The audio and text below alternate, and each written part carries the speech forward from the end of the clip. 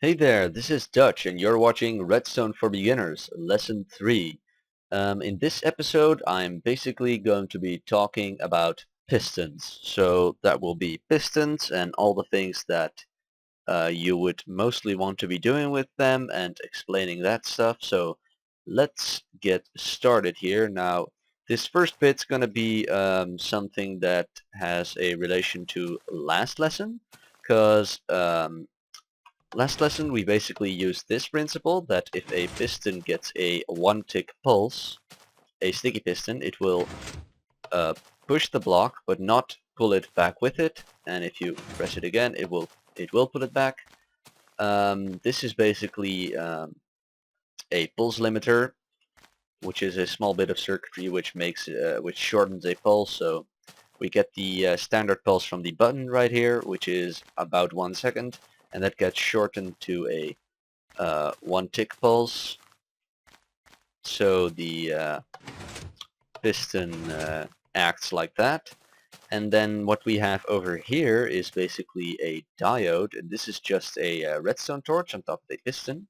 And if that piston is there, then it will transmit power to this piece of redstone, which will light the lamp. Now, last episode we had the T flip-flop, and that basically uses these two principles together, only in a very compact space. If you can see, we basically had this repeater in there. It was basically the redstone wire went over top though, instead of going along the side here, and then we had the piston, which had a diode underneath, and that's basically the T flip-flop, very compact. Anyway, some more basic stuff about pistons here. Pistons can only push 12 blocks. This piston has 12 sand blocks stacked on top of it, and as you can see, it can go up when I push the button. However, if there is more than 12 blocks, this one has 13 sand blocks on it. Nothing will happen. The mass is too much, I guess. This also goes for if you have a piston oriented like this or downwards. Doesn't matter, you can only push 12 blocks. Now, pistons can be powered in most ways that you would expect, from the bottom, from the side, from the top. You can even do something like this, where you will destroy the lever once you pull it. But pistons also have a kind of a quirk. This was supposedly a bug, but because it was so useful, they left it in the game, which is that basically this empty space here, the piston can also be powered through that. So that means if a piston gets powered through any of these blocks, as you can see, nothing really happens, but it is getting powered. However, the piston will need to get updated. So if I pull this lever and I put a block here, then the piston will extend. And it will stay extended even if I pull this lever again. Then when I update again, it will get pulled back. This also works for this, and of course also for this one. So basically they can be powered from this block as well. So that's this space.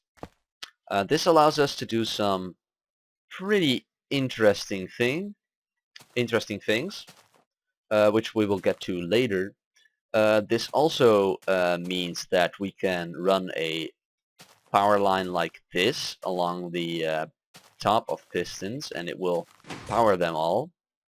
However, if you run it on the same level as a piston, the power will have to lead straight into the piston for it to get powered. Because as you can see here, we changed the orientation of the redstone wire, so it doesn't go directly into the piston. It goes alongside it, and that way it doesn't get powered. But as you can see here, if you have it on that, if you have it elevated above the piston and like this, it will work. So that's something to keep in mind. Now then,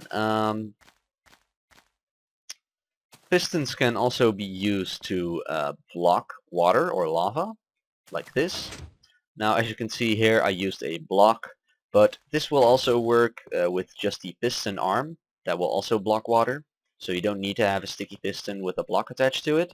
You can just use a regular piston, which is more resource friendly if you cannot find any slime balls. And by the same logic, we can also use pistons to create a door, like this. Now if we walk through here, we can see that this is just very easy. We have the lever over here, which will power this piece of redstone, which in turn will then power both of these pistons, and that creates a door. Another thing pistons can do is that a piston can push another piston. So basically, this allows us to create some more complicated stuff, because as you can see, this just gets pulled, and then once it is in this position, we can also extend this piston. Pistons that are extended cannot be moved by other pistons, so that is something that you should remember. However, we can power this, and then once the piston goes into that space, it will instantly extend. Now, using these things, we can create a hidden piston door like this. This is basically the most simple design you can have for this, except for this bit of wire here is a bit, yeah, that could be more compact, but this actually has the block update thingy going on, which I explained earlier, where pistons can be powered from a block above it, because as you can see, there's no wire leading to this space over here. Because what's happening here is you pull this lever, then power goes to this block, which also powers this redstone, and this block. So these 4 pistons will fire, and that pushes out those 2 pistons, and these 2 blocks. As you can see, those get retracted, and then once the pistons go here, the power from this block will reach both the top piston and the bottom one, because pistons have that weird kind of power hitbox. And because it is getting pushed, it is instantly updated, so it will fire. When you are retracting the wall or the secret door, you can see the bottom piston is slightly slower. That is because it will only retract once the top piston updates, because the top one is getting directly influenced by this redstone here. The bottom one is not, because it is in a block update detector fashion. So it will retract after the top one does, because there needs to be a block update. Now then, if we go through here, we can also use the fact that pistons can push each other to create a double piston extender, like this. And if you want the piston extender to be hidden, there is also a design that does that. And this is basically what they look like. Now this one is pretty basic. It's basically, once you pull this lever, as you can see, these delays, this one has a 0.4 second delay, this one has 0.2 seconds. So this one will extend, which will then push this piston over here, as you can see, which is already powered from the lever, which causes it to also fire. Then when you turn it off, this one will turn off first, because there's no repeater here. So as you can see, that will instantly turn off. Then, in turn, this one will turn off because it has a shorter delay, which causes this piston to be retracted, as you can see. And then, because this delay is slightly longer, this one will still be powered for a fraction of a second, which causes it to extend again very quickly, pulling the block in again. So this is the most basic design. Over here is a variation on this design. As you can see, the delays are the same. The redstone is just laid out in a different way, which allows basically blocks to be all around here. You do not need to have the lever on here. You can have it anywhere. You could have it branch off of here, and it would also work, as you can see. And these can be very useful, especially when working with water, because, for example, if you want to split a water stream, that's coming from the top, if you put one block, then it would like stream over the sides and stuff. But if you get a double extender, then the water would just go down both sides. That's just one of their applications. Now the block update mechanism that we saw here, and oh, it's gonna rain, of course. Why not? May as well set the time as well. Can also be used to create something that is called a block update detector switch, or a BUD switch for short. And what this does is basically this piston is being powered from the top. So we know it will extend if we put a block next to it, because that will cause the piston to update. So this circuit basically uses that to send a output. So if I put a repeater here, you can just lead this all the way around, and we can see each time that it updates, it sends a short pulse. And that's very useful because it allows you to create stuff like secret doors, and block updates are also other things, like for example trying to find a furnace here. If you put stuff in a furnace, that will also cause a block update. So if I were to put some coal in here with some, let's just put some cobblestone in there. If we do this, as you can see, it also updates. We can change this, however, to not only send a pulse, but if we, there's probably a more efficient way to do this. I think if I, no, that won't work. Will it? Actually, it might. Let's check. No, that pulse is too long. Let's just do it like this. If we add a diode to this whole thing. I thought this gave a 1-tick pulse. Oh well, guess we'd have to use a, guess we need a pulse limiter too. But if you attach a,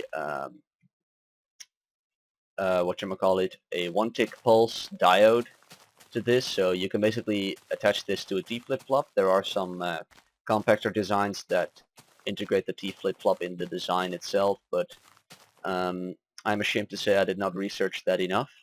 But if you attach this to a T flip-flop, then basically when you have a setup like this, it will be powered as long as this furnace will be burning.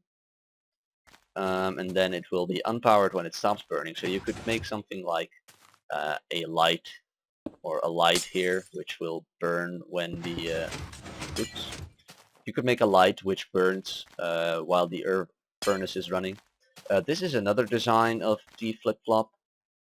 I did not invent any of these, by the way. I didn't invent anything that I'm showing off. Basically just, I guess Redstone was invented by Dutchj. We can just keep it at that. The designs are basically all by the Minecraft community. This is another bud switch design. As you can see, the output is here. It needs to be inverted though. There we go. It's the output. This one's more useful if you want to use it in a ceiling, because as you can see here, let's just remove this. This one has basically all of these. Use a different block actually.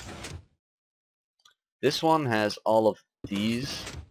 Is that spaces available for updating, while this one basically has these and the one below it all available. So I think you can plainly see that this one would be very useful if you're standing below it, and this one is more useful to integrate into a wall, for example. By all means, there are lots of other designs for block update detector switches, so do not only use these. I know for a fact that there are also some designs that will work when put in the floor, but those are generally a lot more complicated due to the fact that the piston glitch kind of relies on the piston being powered from above. So I'm not sure if those block update switches also use pistons because there are other ways to detect block updates using minecart rails and stuff like that, but we won't be going into that because this is the piston episode. Anyway, I think that, yeah, that's basically all I had to show you for now. These are the basic redstone components that use pistons and all of the basic rules that go along with pistons. I think you should just go and see what you can do with all of this, especially the block update detector switch, which if you want to see this design in particular, if you want to see it in action, you should check out my my hidden fireplace passage video, because I used this design, and you can basically, it shows you that, oh yeah, that's something else I wanted to say, a block will also get updated if you place a redstone torch on it. So that's a pretty good way to create hidden buttons, basically, to just do this. There are also designs that will basically pop off, which will move this block, so the redstone torch will instantly pop off. If you want to see that in action, check out my secret fireplace video, in which I use that. I'll probably be redesigning that in the future, actually. But anyway, that's all for this lesson. I hope you guys learned something. If you like my videos, please do also check out my Let's Play. I update that daily, so that should be good. I also do some redstone stuff. I actually just now started a project in which I will be trying to do as much redstone as I can, so yeah, check that out if you like my stuff, and I will see you guys in the next lesson.